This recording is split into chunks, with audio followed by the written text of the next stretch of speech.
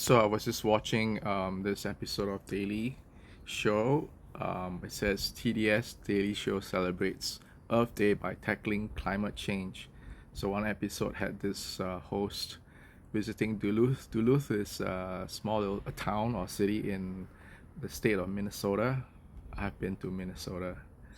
It's freaking cold, and I think I went there towards the end of the year. A friend had put me up, and it's so cold there. So so some Californians are moving there because and to prepare for the terrible apocalyptic effects of climate change. You know, um, and that's evolving science. The weather is getting warmer.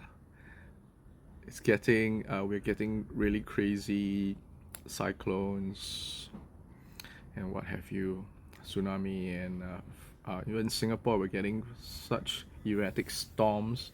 But I just love rainy weathers and the cool nights. So evolving science, one person who is not denying evolving science, unlike some conservative Republicans, and they are golden calf who just simply wants to drill. Yeah, one person who doesn't deny evolving science is the Pope Francis himself. He passed away just a few hours ago of a stroke and a cardiac from cardiac arrest as well. There was a joke going online. Some commenter mentioned, "Oh, he passed away because he met JD Vance. That he was the real cause." Okay, jokes aside. Um, Pope Francis was from the Jesuit order, and the Jesuits priests or people, they believe in serving the poor, the marginalized, the forgotten. Pope Francis did just that. He did Jesus walk. He walked his Jesus talk. He lived a frugal, simple life. He carried his own luggage. He checked in his own luggage. He did not live in the Pope's mansion or whatever glorious apartment they have for him. He is evolving science and the Pope. So, in the Catholic Church, one very big controversy is women. And ever since Pope Francis became Pope, he has installed various women in leadership positions. This was never possible in the church history because they still believe in a very hierarchical, patriarchal sense of order. That men, husbands are the head of the households. Trust me, I've heard this coming from teenagers in secondary schools 1 or 2 years ago.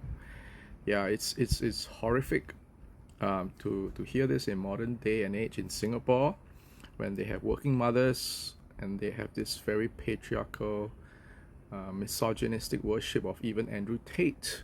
So, back to Pope Francis. Yeah, another huge controversy and change he made. He followed evolving science and facts. I mean, it's the church treatment of the LGBTQ community. I'm an ally. I've been an ally since the pandemic, where I've got a lot of time to do a lot of research, thinking, reconnected with my arts faculty friends. Some of them are gay.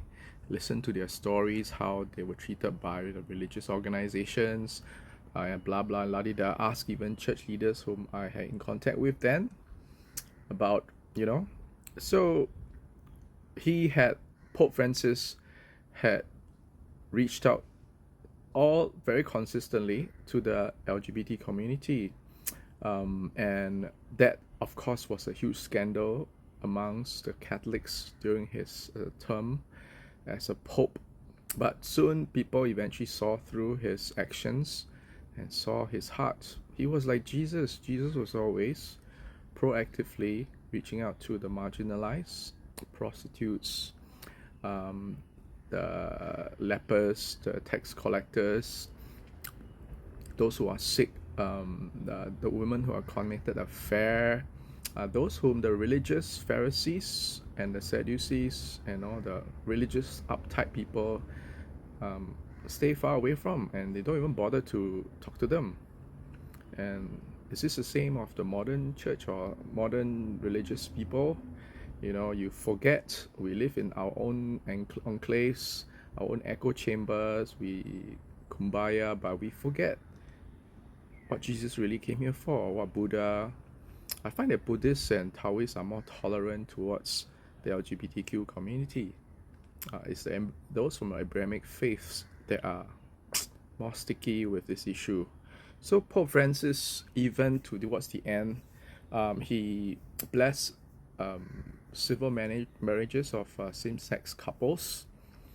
Yeah, you see, he did it because many LGBTQ parents came to him to appeal, to share their stories, their struggles of how they were treated, excommunicated and by Christians, Catholics over the years, and he heard them, his heart bled for them, and some LGBT proactive groups, activists also brought studies of what's happening to the LGBTQ community and that they're truly born this way. And Pope Francis changed his mind over the years. Finally, if you have never heard of Exodus International, or is it Genesis International, the number one conversion therapy provider from USA, and also part of the organization that brought conversion therapy into Singapore many years ago. It has shuttered for more than nearly a decade, I think. Yeah, it's on internet. Just go Google. The founders were homosexuals themselves, and they confessed that eventually that conversion therapy is abusive, and this is started by the church, and they are not effective. And they also realized that homosexuals, LGBTQ people are born this way. You can't change them. So the church now is propagating this that they should be celibate. Can you imagine being celibate? You have to repress your sexual desires.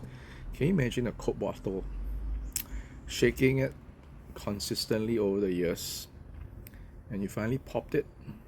You know the effects. Yeah, Pope Francis. I have so much respect for this guy. He's awesome. He listened to the cries of the marginalized, the parents, the neglected. He embraced the Jesus lifestyle, Jesus who warned against accumulating riches. He preached about the rich young ruler who was so reluctant to give up his riches and walked away. He proactively reached out to show social outcasts like Jesus had done. I hope the next Pope will be as woke as Pope Francis. Being woke means being socially aware of social injustices and doing something about it. Basically, walk the religious talk. Have a good day, everyone. Bye.